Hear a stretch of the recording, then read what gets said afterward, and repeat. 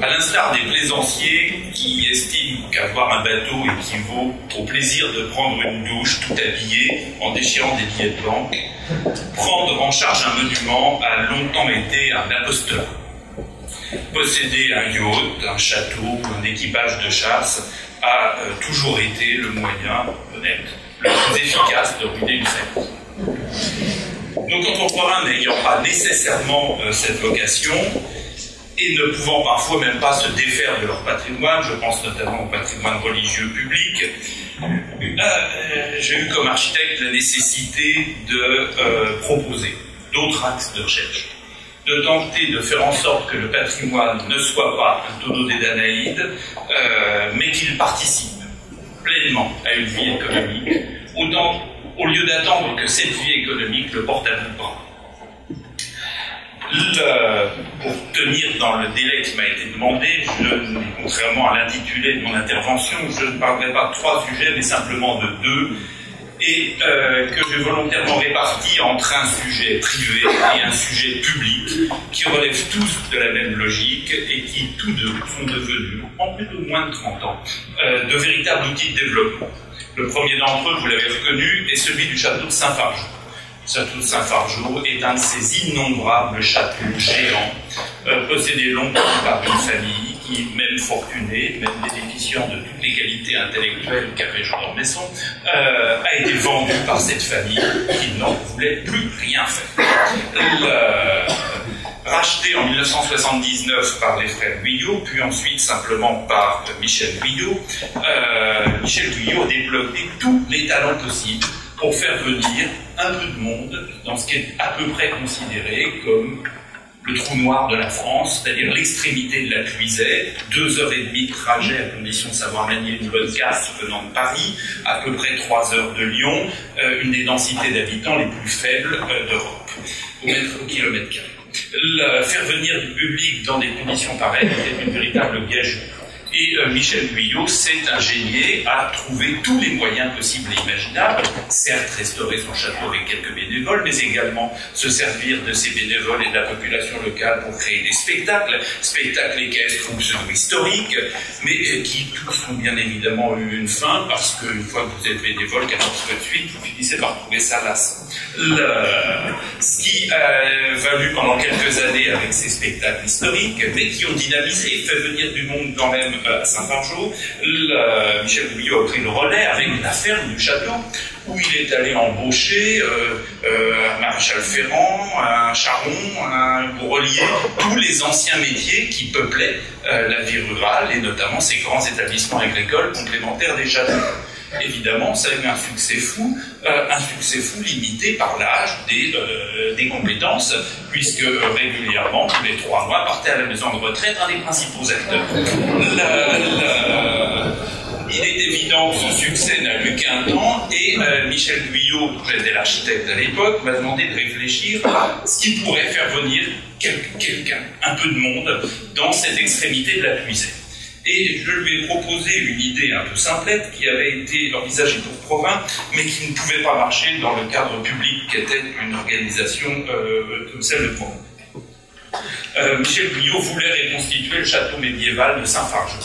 C'était une folie, c'est un château géant, c'est un château complexe, c'est un château mal connu, et même si le château, on a quelques approches d'archéologie qui nous permettent d'en connaître quelques composantes, vouloir cloner ce château dans le parc, vouloir qu'un château s'auto-reproduise à l'intérieur d'un même espace, c'était une idée malvenue. Je lui ai proposé au contraire que l'on essaye d'avoir un chantier expérimental pour, sur une époque beaucoup mieux connue que celle de l'articulation du début du XIIIe siècle, un château beaucoup plus simple, mieux maîtrisé intellectuellement, mieux maîtrisé dans ses techniques et dans ses dimensions, pardon, que nous essayons de reconstituer ce qu'était la construction de ce château. En effet, vous savez que Nicole vous l'a présenté il y a quelques instants, toute connaissance part d'un certain nombre d'expérimentations. Certains d'entre vous qui sont allés en Égypte ont peut-être même vu une micro-pyramide reconstituée par quelques Japonais pour essayer de comprendre quelle était la manipulation, la taille, la mise en œuvre des pieds. Ça n'a pas marché. On s'est donc néanmoins essayé à cet exercice, et après quelques essais totalement contrecarrés par la DRAC, nous avons finalement choisi un site vierge de tout ouvrage, loin de tout monument historique et de toute protection réglementaire. Et l'ambition était d'essayer, à partir d'un certain nombre de connaissances que nous avions des chantiers médiévaux, non seulement de les mettre en œuvre, mais de faire en sorte que cette mise en œuvre soit d'un spectacle public. A donc été acheté un terrain, 7 hectares, au beau milieu d'une forêt, pour être certain de n'avoir aucun problème de sol, au fin fond d'une carrière. C'est elle qui porte le nom de Guédelon et qui a donné le nom au site. Le premier investissement, 3 millions de francs, il y a 20 ans maintenant, ont été mis en œuvre pour, moitié d'ailleurs par du mécénat, moitié sur les frais de Michel Guyot, pour créer l'infrastructure primaire du chantier sans laquelle nous ne pouvions accueillir le moindre visiteur. Dans ces conditions où à peine apparaissait le tracé d'un château, un paysage vu depuis la contrescarpe naturelle qu'offrait le fond de carrière, un chantier intensément couvert de bouillasse, dès la première année, l'équilibre financier a été atteint. Puis le château a poussé, faisant en sorte qu'il soit à la fois une expérience de visite, mais une pédagogie, une découverte de toutes ces expérimentations que nous menons et qui ont été depuis relayées par l'Université de Lyon, l'INRA et beaucoup d'autres institutions. Ce chantier est depuis 18 ans intégralement autofinancé par ses visiteurs. Il n'y a pas un centime d'argent public. C'est donc non seulement le spectacle d'un chantier, mais l'expérimentation, la découverte de ce qui était des engins de levage, la taille de pierre, qui est absolument à l'inverse de celle que l'on apprend aujourd'hui dans les écoles de restauration des monuments historiques, qui consiste à bâtir une parallépipède rectangle à peu près digne de l'Odyssée de l'espace pour en faire une pierre approximativement taillée qui a l'air d'être médiévale. On est là dans un processus qui est réellement celui de la reconstitution d'une action médiévale, c'est-à-dire qu'on part d'une patate de pierre pour essayer de la régulariser et d'en faire un monument. Je vous assure que c'est formidablement instructif, tant pour les savoir-faire de l'époque que pour nos travaux d'aujourd'hui. Le travail de forge, qui accompagne bien évidemment tout ce travail de pierre de taille, mais également de la maçonnerie, avec ici une sympathique bénévole, et tous les métiers que l'on a parfois tendance à oublier un peu rapidement, celui de la terre cuite, à travers des tuiles, à travers des carreaux de sol, des métiers parfois oubliés, une corderie, faute de laquelle vous n'avez pas de chantier, tout le travail de la chaux, à travers la production de cette chaux, la fabrication de cette chaux, la transformation de cette chaux pour un chantier, puis pour une peinture, puis pour tous les usages que l'on pouvait en avoir, et ici, à travers même l'intérieur de la maison du logis, la capacité de montrer ce que l'on ne peut montrer dans aucun château, à partir d'une connaissance très précise de ces décors médiévaux, ont participé tous les grands historiens de l'architecture médiévale, expérimenter et montrer ce que l'on ne peut pas toujours monter dans un espace authentique, avec une liberté d'action que seul un ouvrage neuf permet. Au-delà de tous ces métiers, surtout la redécouverte de ce qu'a été l'écologie d'un chantier médiéval. On oublie trop souvent que, s'agissant d'un château ou d'une cathédrale, tous ces ouvrages ont été construits en l'absence totale d'entreprise. Et que le gros d'un chantier ne consistait pas à l'inventer, mais à l'organiser. Le rôle d'un maître d'ouvrage à l'époque n'a rien à voir avec celui d'aujourd'hui, c'est embaucher des gens, c'est faire en sorte que ces gens travaillent ensemble, c'est faire en sorte que, depuis l'abattage d'un arbre, la transformation en une charpente, en une menuiserie, l'exploitation du bois permet de faire marcher le four à pain qui nourrit tout l'ensemble, permet de faire fonctionner un bas-fourneau ou une forge, permet enfin de travailler, réaliser l'ensemble des poteries. On est là dans une organisation de chantier qui rend pleinement au maître d'ouvrage le rôle qu'il a eu au Moyen-Âge, et on comprend que dans les textes anciens, moines ou épouses seigneuriales, ont été à la tête des chantiers. C'est pas un hasard si on rencontre autant de femmes à une époque où les hommes savent rarement lire et où c'est elles qui mènent la maison et leur château. Par hasard d'ailleurs, c'est encore aujourd'hui Marilyn Martin qui dirige un chantier comme celui de Guédelon. L'objectif de l'ensemble n'étant pas de parvenir à un château de plus, non, pas en France, même si aujourd'hui ça commence à ressembler à quelque chose. L'objectif étant de faire en sorte que ce château soit un outil de conviction.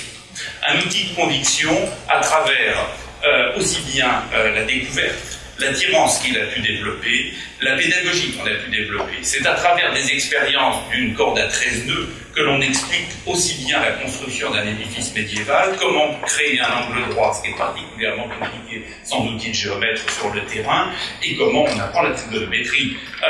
C'est à travers tout un certain nombre de déclinaisons comme celle-ci que le chantier de Guédelon a été un succès. Ce succès aujourd'hui, c'est depuis 18 ans, 45 personnes à plein temps, essentiellement un personnel qui était au départ des gens en situation de marginalisation sociale intégrale. Je rappelle que nous n'avons absolument pas pu travailler ni avec une entreprise, ni avec les compagnons, des gens trop expérimentés et trop sûrs d'eux pour pouvoir remettre en question leurs connaissances et réinventer ce qu'était réellement une construction médiévale. Mais c'est grâce à ces méthodes un peu différentes que nous sommes parvenus au succès que nous avons aujourd'hui. Cette expérience de Guédelon était issue, je vous l'ai dit, de celle de Provins. Je passerai donc à Provins. Provins, des capitales du comté de Champagne, une des grandes villes drapières du nord de la France, une des capitales des foires de Champagne, une ville profondément riche et profondément puissante au XIe, XIIe et XIIIe siècle, et sort de toutes les capitales marginales lorsque la dernière comtesse de Champagne épouse le roi de France, captation de l'intégralité de la capacité économique de Provins au profit de Paris. C'est donc une ville qui s'est fossilisée sur elle-même depuis le milieu du Moyen-Âge. Fossilisée avec une richesse dont cette silhouette vous donne une petite idée, plus de 75 monuments historiques classés, c'est-à-dire le double de celui de la ville de Marseille, pour une ville de moins de 10 000 habitants. Ici, la tour de César, au pied d'un monument précédent, au loin la silhouette de l'église Saint-Quirias, la même vue de cette église Saint-Quirias à l'intérieur, la collégiale des comtes de Champagne, qui accompagne le palais attenant, vous donne une idée des volumes, des contraintes de protection et de financement que nécessite non pas un monument comme celui-ci, mais 4 églises de l'ampleur de celle-ci, 6 kilomètres de remparts qui subsistent et qui se ruinaient allègrement. Lorsque j'ai commencé à intervenir à Provins, il y a eu 3 effondrements d'une courtine entière de suite. C'est très très spectaculaire. C'est pas ça pour autant qui a laissé faire venir beaucoup de gens. Une charge patrimoniale de maison, d'une charge patrimoniale absolument sans proportion avec une ville. Il a fallu, pour s'en sortir, trouver quelques formules. J'ai eu la chance d'avoir comme interlocuteur Alain Perfit, qui était maire de Provins à l'époque, et qui, comme maire et grand ministre, avait épuisé tous les moyens réglementaires pour faire en sorte d'essayer de faire survivre son patrimoine. Organisation de festival, vous aviez plus de monde sur scène que dans la salle, passage obligatoire des télévisions, qui en général, dont les spectateurs zappaient dès qu'on parlait patrimoine, réalisation d'un timbre moche. Il y avait absolument tout ce qu'on a pu inventer dans les années 60 et 70 pour faire marcher quelque chose qui n'a jamais marché. Le bilan faisait qu'il y avait des chèvres dans les fossés des remparts, que Provins ne figurait même pas sur le guide vert de l'Île-de-France. Et que l'office de tourisme était enchâssé en haut de la tour de César, histoire d'être certain que seuls les convaincus qui savaient que Provins existait étaient capables d'y être accueillis. C'est clair, il a fallu inventer dans ce patrimoine une autre approche. Un autre parti de restauration, on connaît tous les lieux communs qui parsèment aujourd'hui l'action patrimoniale, la cristallisation du patrimoine, la non-intervention, la conservation, patati patala. C'est pas ça qui fait venir une personne. Et il a fallu inventer sur les remparts de Provins un programme original, conjuguant bien évidemment la conservation du monument, mais sa visite, avec une ouverture de tout le circuit des courtines, parce que seul un monument vivant est un monument entretenu, faire en sorte que ce parti de restauration décline à la fois la conservation de la ruine, qui fait partie de l'histoire du monument, mais également parfois la révélation de certains ouvrages, certaines parties d'ouvrages, avec les courtines qui conservaient encore leur chemin de ronde médiéval sur 3 d'entre elles, une restauration qui a respecté toutes les règles de la restauration d'aujourd'hui, mais dans un objectif qui était un objectif non pas de conservation des monuments, mais dans un objectif public. N'oubliez pas qu'on ne parle jamais avec un monument, on ne travaille jamais que pour des contemporains, plutôt vivants. C'est très difficile de travailler avec les morts. Cet objectif s'est conjugué monument par monument sur une réutilisation systématique de tous les ouvrages de la ville. Notamment ici la Grange Odime, que la bonne conscience archéologique avait servi de dépôt pour un certain nombre de pierres que chacun souhaitait oublier. Ce bâtiment était ouvert tous les jeudis matins. L'objectif a été de détourner une somme mise par la ville pour la construction d'un office de tourisme qui avait l'aspect glamour d'une station-service installée au milieu de la place du Châtel. Voyant ce résultat, j'ai proposé au maire de détourner l'argent qui y était prévu pour que l'on restaure la Grange Odime et faire d'elle l'office de tourisme. Ça a été le point de départ. Ensuite, une autre affectation a été trouvée quand cet office du tourisme s'est avéré trop petit, c'est tout ce que l'on souhaitait.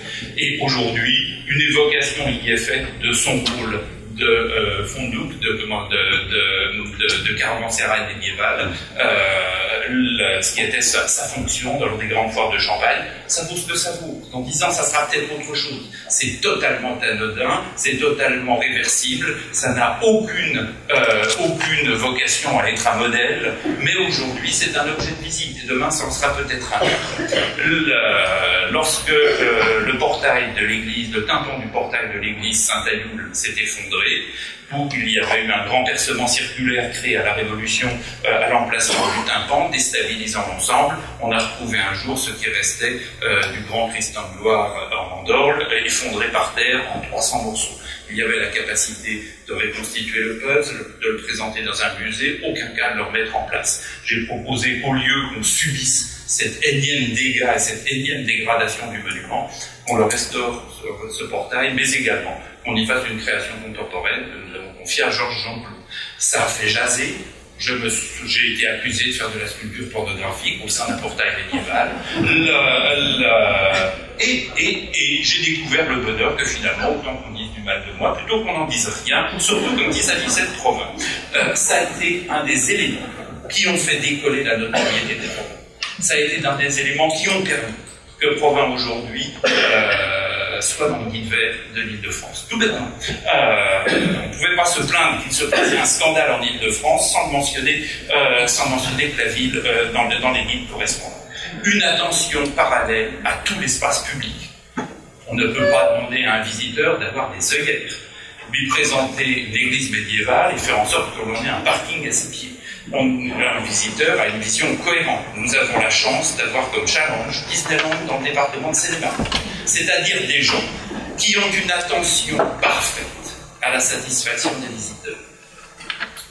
Vous stationnez facilement, lorsque vous sortez de votre voiture, vous ne vous trouvez pas les chevilles à moitié dans une mare d'eau, vous avez un cheminement qui vous accompagne avec tous les services à rendre, lorsque les enfants ont faim, ils ont envie de faire pipi, il y a tout ce qu'il faut, j'attendrai le même service dans un monument historique. Attention également à tout ce qui a été les monuments urbains, le paysage de la ville. On ne peut pas jalonner simplement une ville de chef-d'œuvre.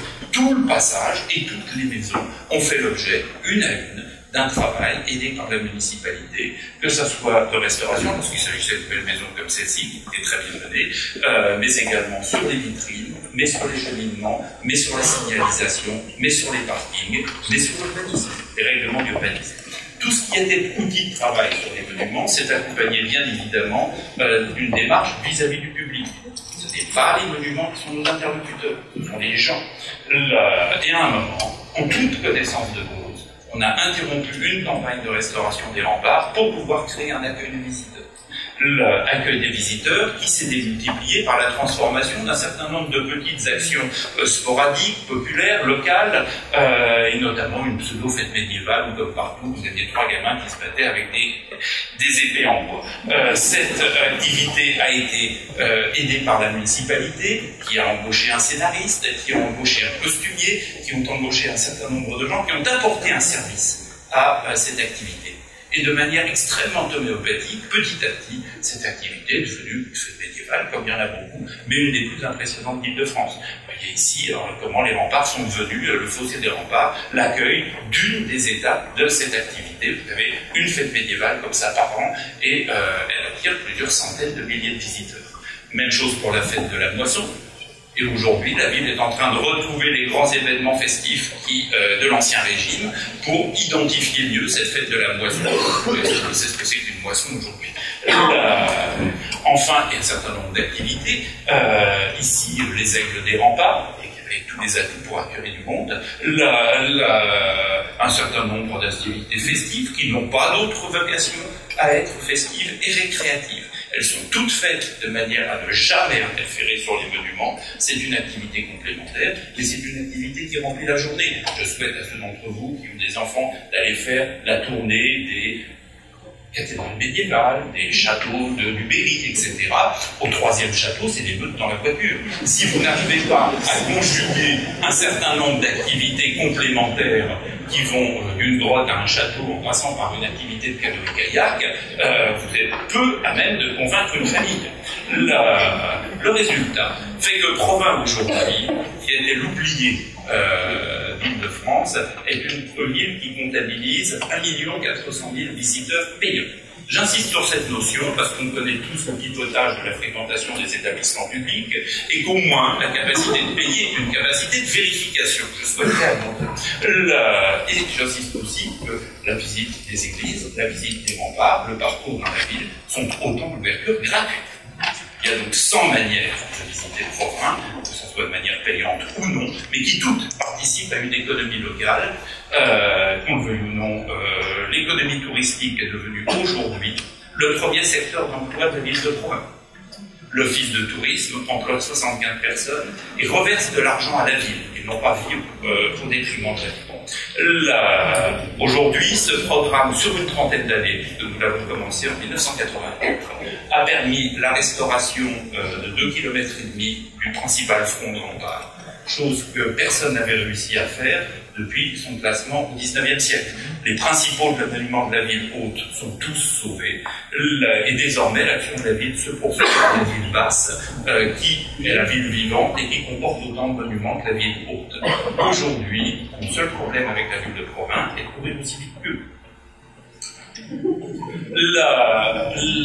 Ces démarches la chance a voulu que j'ai été chargé il y a 7 ans de la basilique de Saint-Denis. C'est avec le résultat de cette démarche que j'ai pu proposer à mes différents interlocuteurs, le ministère de l'Agriculture, qui m'y avait donné, bien évidemment, avec la Direction générale des affaires culturelles de France, mais également tous ceux qui gravitent autour d'une cathédrale, c'est-à-dire la ville, qui n'est pas propriétaire du monument, mais qui en est bénéficiaire, et dont c'est le symbole. Je rappelle qu'une ville comme Saint-Denis, quelle que soit la réputation qu'elle ait, porte le nom de la basilique. La station de métro qui porte le nom de la basilique, et le département porte le nom de la basilique. Si on n'arrive pas à faire marcher tout le monde sur un monument pareil, il se passe quelque chose. Mais ce monument géant pose d'énormes problèmes de conservation et de restauration. C'est un monument qui aujourd'hui n'a que 130 000 visiteurs par an. Le rapport entre Notre-Dame de Paris et la basilique Saint-Denis est un rapport de 100 à 1. Nous avons le 100e de la fréquentation de la cathédrale Notre-Dame de Paris. C'est pas un hasard. Il n'y a pas de chauffage, il n'y a pas d'accueil du public, il n'y a pas d'accès handicapé au déambulatoire. Le public vient tout seul et qu'il suffit d'être beau pour que les gens arrivent. Néanmoins, on a fait en sorte d'inverser les programmes de travaux usuels. J'ai demandé qu'on consacre en priorité les quelques crédits que nous avions à une restauration spectaculaire de la façade. J'insiste sur le thème spectaculaire. Et j'insiste avec d'autant plus de conscience que le projet a été approuvé à l'unanimité en Commission nationale des monuments historiques. Cette restauration avait pour but de restaurer cette façade telle qu'elle avait été restaurée au début du XIXe siècle. C'est un projet assez complexe, mais qui a été un projet révélateur. tant sur la place du monument dans l'histoire de la restauration, mais également dans sa place autour du public. La ville, depuis 15 ans, avait fait un parvis qui convergeait vers une façade intégralement noire. C'est plus convaincant. Aujourd'hui, ce nettoyage de la façade a été un événement dans la ville. Un événement dans la ville relayé immédiatement par la municipalité qui a voulu faire réapparaître son vieux rêve séculaire de remontage de la tour nord, et que l'on a pu relayer, parce qu'il y avait là-dessus tous les arguments pour pouvoir le faire. Mais un projet qui était un serpent de mer et qui n'aboutissait pas, tout d'un coup est aujourd'hui en train d'aboutir. Samedi dernier, nous avons signé la convention avec l'État pour pouvoir la remonter. Également, le clergé s'est senti concerné, et au lieu d'un aménagement provisoire d'hôtel et d'aménagement liturgique depuis 30 ans, le clergé a commandé un hôtel et un nouvel ambon absolument admirable pour participer à cet enthousiasme sur le monument. Enfin, aujourd'hui, la rose sud, qui est démontée et étayée depuis 15 ans, vient de bénéficier des crédits de restauration. Arriver à transformer un monument, une charge publique, en un enthousiasme public, c'est possible. Si j'ai voulu évoquer devant vous ces deux exemples, c'est pour rappeler qu'un succès patrimonial et touristique, surtout, ne tombe pas du ciel, et qui ne se développe pas tout seul, par la seule vertu d'une bonne intention culturelle. C'est une démarche construite, méthodique, et sur le long terme. Si vous ne savez pas ce que vous voulez, il y a peu de chances que vous le trouviez. Ce patrimoine peut être un des secteurs les plus porteurs d'enthousiasme public. Mais il existe également trop d'exemples ratés, où des millions ont été dépensés sans aucun intérêt public, pour ne pas reconnaître que ce domaine nécessite un certain doigté, un certain talent. Plus on connaît un domaine, plus on a la liberté d'action dessus. Et c'est souvent les ignorants qui nous affichent le plus solidement du monde que sur le patrimoine, on ne peut rien faire. Dans ce sens, éviter 2-3 écueils, ayez des idées ambitieuses. C'est celle qui rapporte le plus. Et c'est celle qui marche le mieux. Ce n'est pas celle qui coûte le plus cher, c'est à terme celle qui coûte le moins cher. L'investissement public sur 30 ans à Provins a coûté par visiteur 1/30 de l'investissement de chaque visiteur de Disneyland. 1/30. À l'époque, le groupe Accor avait été approché par un interfit pour prendre en charge la ville, moyennant 3 millions de francs. Le président a décliné. Le président, 20 ans plus tard, m'a dit qu'il avait fait la pire bêtise de sa vie. Et c'était quelqu'un qui était connaisseur en succès. Donc, on a des potentiels absolument formidables. Un écueil, ne jamais répéter 2 fois une bonne idée. Premièrement, on s'ennuie. Deuxièmement, ça marche jamais. Vous avez ici un patrimoine exceptionnel dont vous pouvez tout faire. Bon courage.